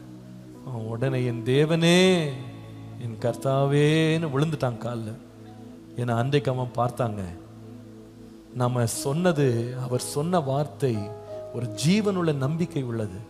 அதனால தாங்க அந்த மனுஷன் இயேசுவை முகமுகமாய் மரித்த பின்பு உயிரோடு எழுந்தவராக அவன் பார்த்ததுனால தான் இந்த தாமஸ் அப்படின்ற இந்த சீஷன் அவன் இஸ்ரவேல் நாட்டை விட்டு இந்தியாவுக்கு வந்தாருங்க. இந்தியாவுக்கு வந்தார். கேரளாவினுடைய கரையில் வந்து இறங்கி 2000 வருஷத்துக்கு முன்னால தோமா கட்டின கோயில் இன்னைக்கும் இருக்கு. இன்னைக்கும் கேரளாவில் இருக்கு. கேரளாவிலிருந்து அவர் ஊழியம் செய்து அநேகரை ரட்சிப்புக்குள்ள நடத்தி கடைசியில் சென்னைக்கு வந்தார். சென்னையில் நம்ம இன்னைக்கு சின்னமலைன்னு சொல்றோம், சென்ட் தாமஸ் மவுண்டன் ஒரு பேரே இருக்கு. இதெல்லாம் சரித்திர நிகழ்வுகள். சின்ன மலையில், அப்படி சைதாப்பட்டிலுக்கு பற்றி சின்ன மலை, அந்த சின்ன மலையில் இந்த தோமா என்கிற சீஷன் சுவிசேஷம் அறிவித்ததுனால அந்த குறுநில மன்னன் ராஜா அவர் மேல் கோபம் கொண்டு, இவர் ரொம்ப புகழ் பெற்றவராக மாறிட்டு வர்றாரு, இவரை எல்லாரும் நம்புறாங்க, நம்ம ராஜ்யத்துக்கே ஆபத்து வந்துடும் சொல்லி பொறாமை கொண்டவனாக அவரை ஈட்டினால குத்துறான். ஆள் அனுப்பி சேவகர்களால் ஈட்டினால் குத்தப்படுகிறார் தோமா. அந்த சின்ன மலையிலிருந்து சரித்திரம் சொல்லுது, ரத்தம் சொட்ட சொட்ட சொட்ட தோமா அங்கிருந்து அப்படியே வந்து இந்த சென்ட் தாமஸ் மவுண்ட்ல அவர் ஏறி அங்க எப்பவுமே வந்து ஜெபம் பண்ணுவாராம். சென்ட் தாமஸ் மவுண்ட்ல அங்க வந்து ரத்தம் சொட்ட மரித்தாருன்னு சரித்திரம் சொல்லுது. நான் சில ஆண்டுகளுக்கு முன்பாக இஸ்ரவேல் நாட்டுக்கு நான் போயிருந்தேன். நம்ம சர்ச்சு எல்லாமல் சேர்ந்து போயிருந்த 3 முறை போயிருக்கிறோம். அது கடைசியாக ஒரு முறை போகும்போது இஸ்ரேலி மியூசியம்னு ஒன்று இருக்குது. ஸோ இது மாதிரி யாரும் போகாத இடங்கள்லாம் கொஞ்சம் தெரிந்தெடுத்து போனோம், விசேஷித்த இடங்கள்லாம் போனோம். அப்போ அந்த இஸ்ரேல் மியூசியத்தில் நான் எல்லாத்தையும் பார்த்துட்டு இருக்கும்போது ஒரு இந்திய சகோதரன், ஒரு இந்து சகோதரன் என் கூட அப்படியே வந்தார். நான் இந்தியன்னு பார்த்த உடனே ரொம்ப சந்தோஷப்பட்டார். அவர் கை கொடுத்து, சார் நீங்கள் எங்கேருந்து வர்றீங்க அப்படிங்கிறார். பாம்பே சேர்ந்தவர், அவர் இங்கிலீஷில் பேசுகிறாரு. எங்கேருந்து வரீங்கன்னா, சென்னையிலேருந்து வர்றேன் அப்படின்னோடனே, ரொம்ப அருமையாக இருக்குது சார் அப்படின்னு சொல்லி அதெல்லாம் அவர் வந்து இந்துவாக இருந்தாலும் இந்த சரித்திரத்தை பற்றிலாம் தெரிஞ்சுக்கணும்னு சொல்லிட்டு அவர் இப்படி சொல்லிட்டு, 2000 இயர்ஸ்க்கு முன்னால் இந்த நாடு எப்படிலாம் இருந்திருக்கு சார், எவ்வளோ அழகாக அதை எடுத்து வச்சிருக்கிறாங்க அப்படின்லாம் பேசிகிட்டே இருக்கும்போது அவர் சொன்னார், இப்போ தான் வந்து நிறைய பேர் ஜீசஸ் கிரைஸ்ட் பற்றிலாம் இந்த ஆங்கிலேயர்கள் மூலமாக வந்து சுவிசேஷம் சொல்லி இந்தியாவில் நிறைய பேர் மதம் மாறிட்டாங்கன்னு சொன்னார். நான் சொன்னேன், உங்களுக்கு சரித்திரம் ஒழுங்காக தெரியுமான்னு கேட்டேன். என்ன சார் இப்படி கேட்குறீங்கன்னு கேட்டார். இப்போ நான் சொன்னேன், ஆங்கிலேயர்கள் மூலமாக இந்தியாவுக்குள்ள சுவிசேஷம் வரல, 2000 வருஷத்துக்கு முன்னால தோமாவின் மூலமாகவே சுவிசேஷம் வந்துருச்சு. இது வெள்ளக்காரன் கடவுள் கிடையாது. இது இயேசு வாழ்ந்து மரித்து உயிரோடு எழுந்த ஒரு சில ஆண்டுகளுக்குள்ள அவரோட கூட நடந்து வாழ்ந்த அவருடைய சீடன் அங்கிருந்து கிளம்பி வந்து இயேசுவை பற்றி இங்க அறிவிச்சான். 2000 இயர்ஸா எது இருக்கு, இந்த கிறிஸ்தவம் இங்க பின்பற்றப்பட்டு வருது. அவர் கேட்டு அசந்துட்டாரு. உண்மையாவா சார், உண்மையாவா சொல்றீங்க? ஆமா, நீங்க சென்னைக்கு வந்து பாருங்க, சரித்திர சான்றுகள் இருக்கு, சரித்திரத்திலே அது நடந்திருக்கு.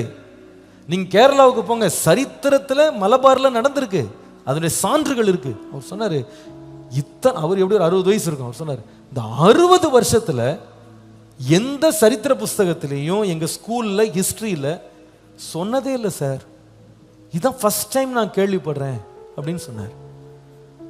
அரசாங்கம் மறைக்கலாம், ஆனால் சத்தியம் சத்தியமே. சத்தியம் சத்தியம்தான். நம்முடைய இயேசு உயிரோடு எழுந்தா, அந்த நற்செய்தி நம்மை வந்து சேர்ந்திருக்கிறது. நான் எப்படி அதை ஏற்றுக்கொள்றேன்னா ஒரு ஜீவனுள்ள நம்பிக்கையை ஏற்றுக்கொள்றேன். அதனால என்ன உபத்திரம் வந்தாலும் நான் பயப்பட மாட்டேன். ஏனென்றால் உபத்திரவப்பட்டு மரித்த இயேசு உயிரோடு எழுந்தது போல உபத்திரவத்தின் வாயிலாக மரித்தே போனாலும் உயிரோடு எழுப்ப என் இயேசு ஜீவனோடு இருக்கிறார். ஹல்லேலூயா. இன்றைக்கு நாடு ஒரு விதமா போயிட்டு இருக்கு. இன்றைக்கு நம்ம சூழ்நிலைகள்லாம் பார்க்கும்போது இன்றைக்கு இயேசுவை ஆராதிக்கிறவர்கள் பின்பற்றுகிறவர்கள் எவ்வளவு துன்புறுத்தப்படுறாங்க, எவ்வளவு அவங்க உபத்திரவத்துக்குள்ள போறாங்கன்றதை நம்ம பார்க்குறோம். வெளிப்படையாக இன்றைக்கு அநேகர் கிறிஸ்தவர்களுக்கு விரோதமான வார்த்தைகளை வெறுப்பு பிரசாரத்தை செய்யறதெல்லாம் நம்ம பார்த்துட்டு தான் இருக்கிறோம். அவங்க நினைக்கிறாங்க நம்மளை அழிச்சிடலாம்.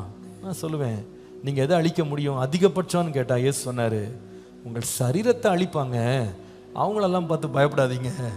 ஆனால் ஆத்துமாவை நரகத்துக்கோ பரலோகத்துக்கோ கொண்டு செல்ல வல்லவரா ஒருத்தர் இருக்கிறாரு, அவருக்கு பயப்படுங்க, இவங்களெல்லாம் பார்த்து பயப்படாதீங்கன்னு சொன்னார். எப்படிங்க எவ்வளோ நம்பிக்கையாக பேசுகிறோம்?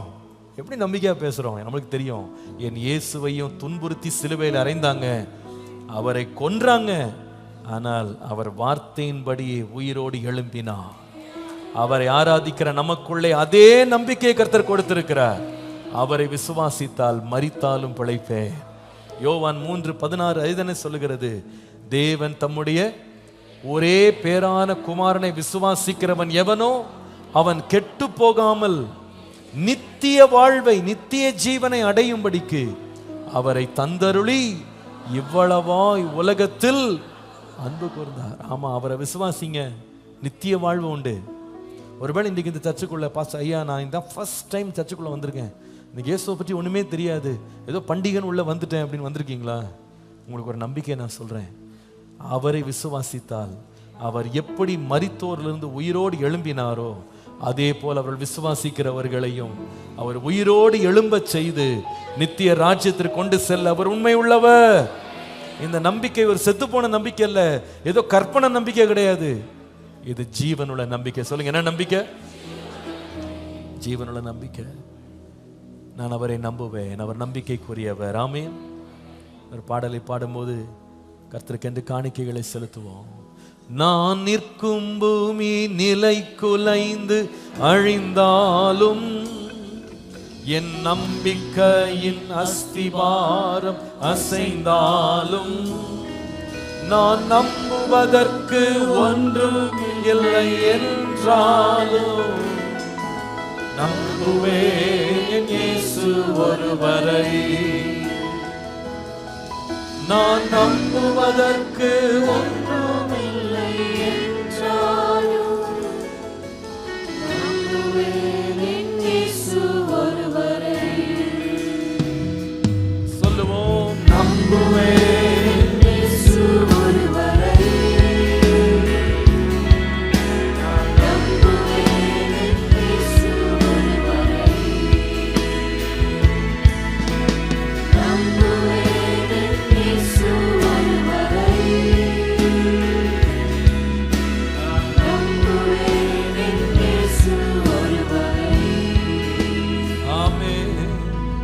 பாதை எல்லாம் அந்தகாரம் சூழ்ந்தாலும் வாழ்க்கை முடிந்தது மறுவாழ்வு இல்லை என்றாலும் என்னை தேற்றுவதற்கு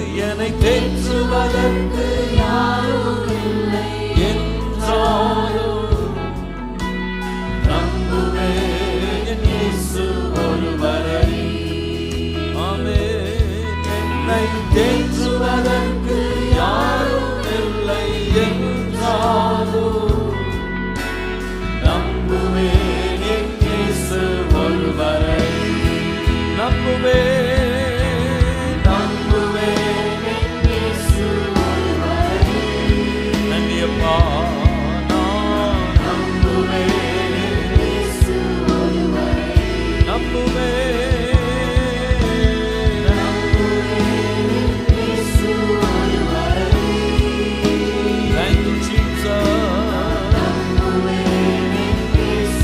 எழுப்பி நிற்போமா? நம்புவே. எழுப்பி நின்று நம்புவே இயேசுவை.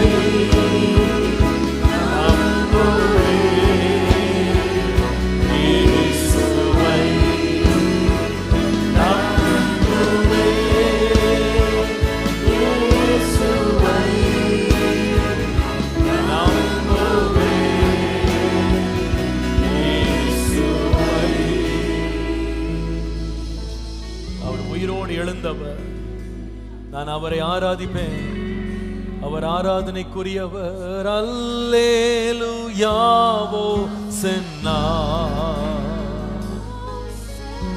அல்லேலூயாவோ சென்னா, அல்லேலூயாவோ சென்னா.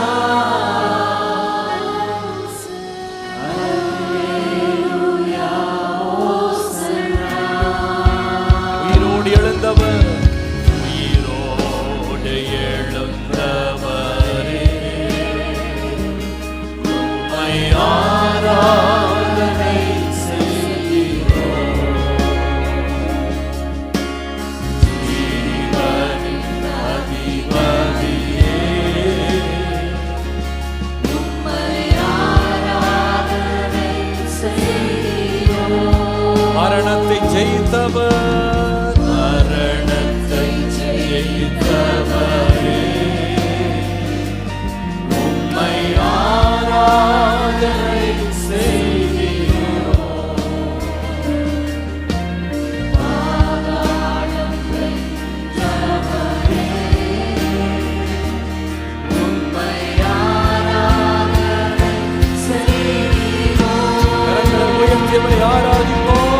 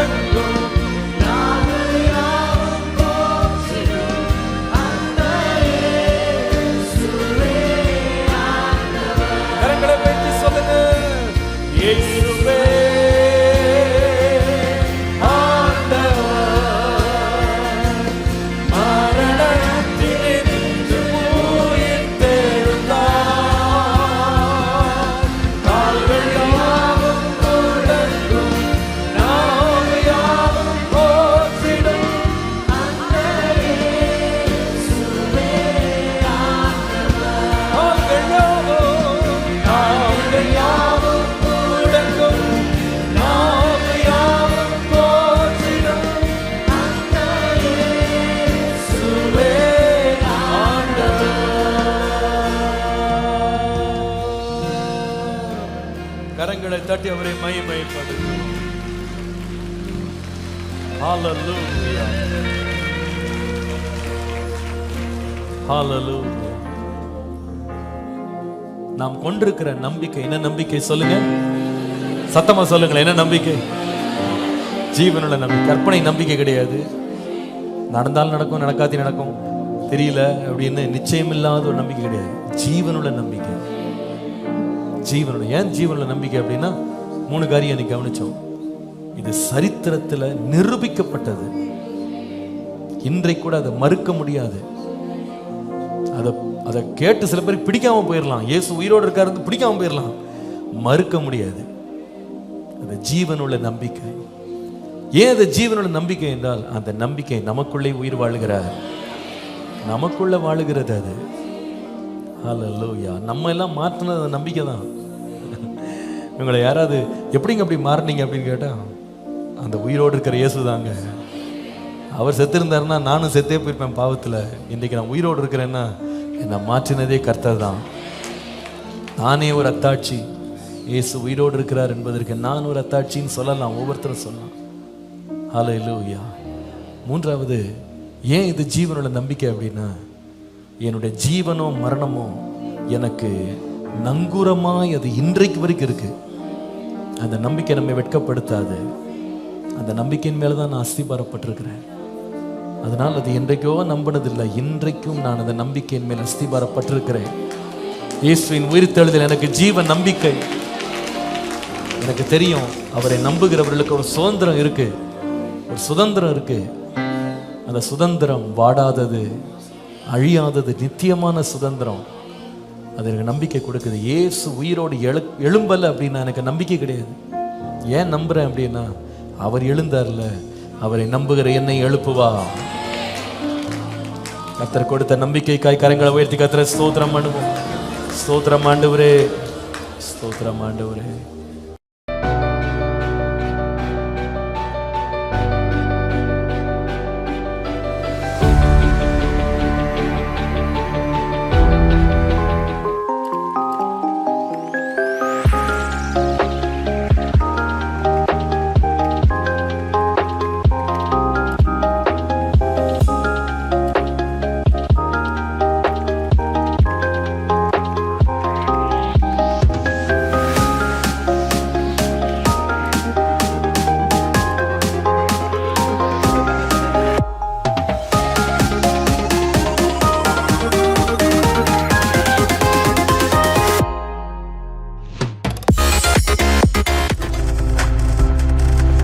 நீங்கள் பார்த்துக் கொண்டிருப்பது உங்கள் ஜாய் டிவி. உங்கள் துக்கம் சந்தோஷமாய் மாறும்.